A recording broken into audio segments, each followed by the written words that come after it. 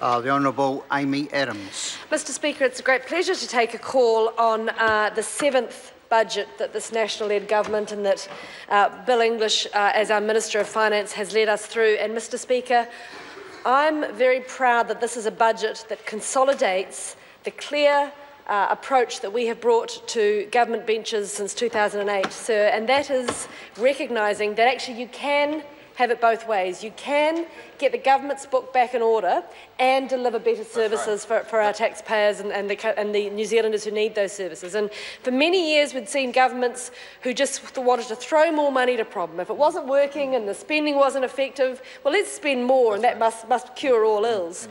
Actually, we can't afford to do that.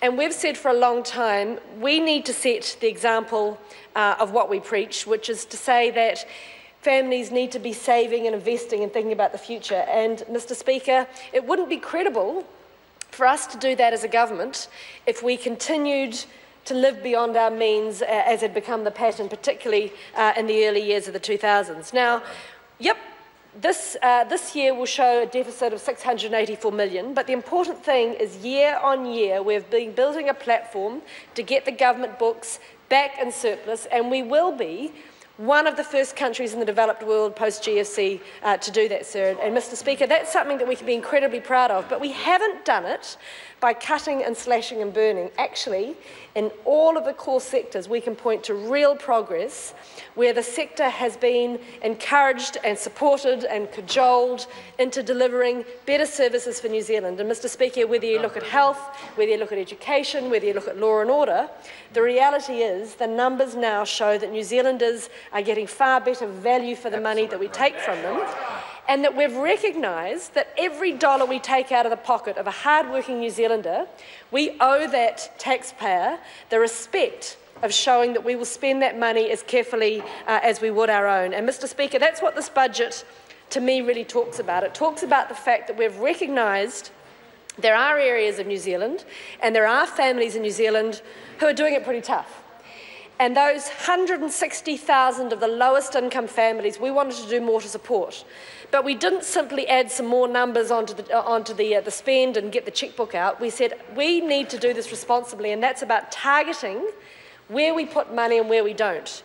And we didn't do it, Mr Speaker, as I said, by adding to the deficit.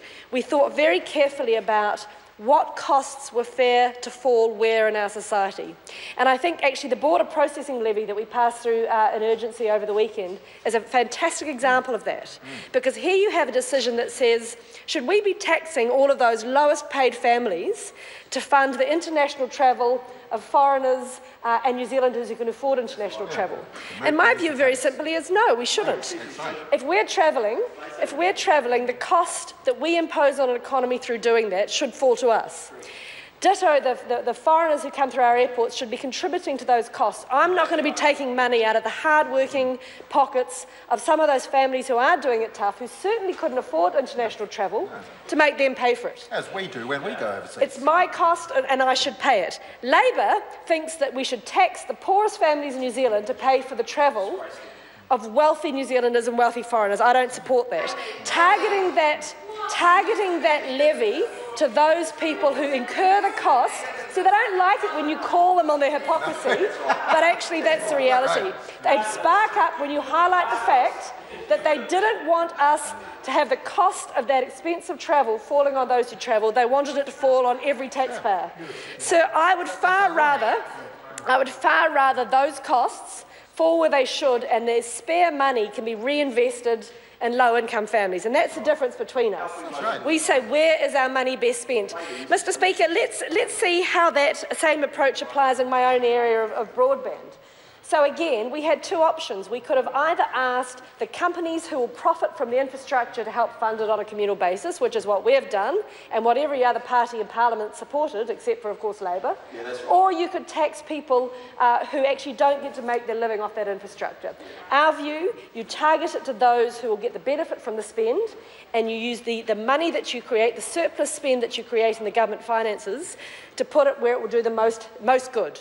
And in this budget, sir, that is about reaching out to those children who are living in some of our poorest families, supporting them, but also, sir, with that, sending the message that the best path out of hardship and out of poverty is work. The best thing, bar none, that we can do for those families who are really struggling is to get them into a job. That's absolutely right. Now, there's many parts of that, Mr Speaker. Of course, it means making sure they have the educational standards they need, making sure national standards and our NCEA targets are supporting them to have that education, making sure our tertiary system is set up to provide pathways and jobs and skill sets that will help them into those jobs, making sure that their health SIR is strong enough to support them working, making sure there's drug and alcohol counselling in our prisons, making sure our mental health services are strong. So investing in, that's exactly right. If they need support with the childcare, putting those subsidy up, making that available. And so all of the parts of this budget facilitate that approach. And then the other side of that equation is making sure there are opportunities for them, creating jobs in the regions, creating jobs in areas that need them. And this is a government that has already seen the development of hundreds of thousands of new jobs in our Turban office. And Budget 2015 shows, Sir, the Treasury modelling is that more new jobs will be created as a result of these settings. So, Sir, we're ensuring people are supported to get back to work, that they have the opportunity to work, that they have the skill set and the support in childcare to do that job, because, Sir, that is the path out of hardship. There is no two ways about it. And while we want to support those at the lowest ebb, it cannot be into a pattern of dependency, Sir. We do not help anyone if the pattern is one of dependency and teaching them to rely on the state. Self-reliance, self-responsibility, working for a living is the best thing that any family can do for their fortunes and for their children. And so this is a government that will support them.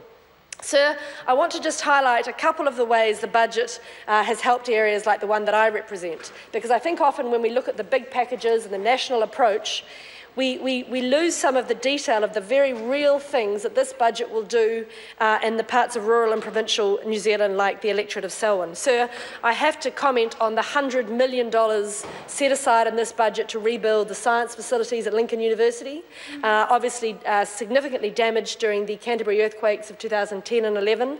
This is the budget and this is the government that has set aside $100 million from the proceeds of the mixed ownership model to make sure that Lincoln University gets back on its feet, and I welcome it. Sir, as part of the $200 million spending on new school facilities, $200 million plus, I'm very proud that Rolleston in my electorate is already having its third primary school built. An integrated Christian school has opened, another new primary school is in planning, a high school is on its way, and this is the government that's making that funding happen.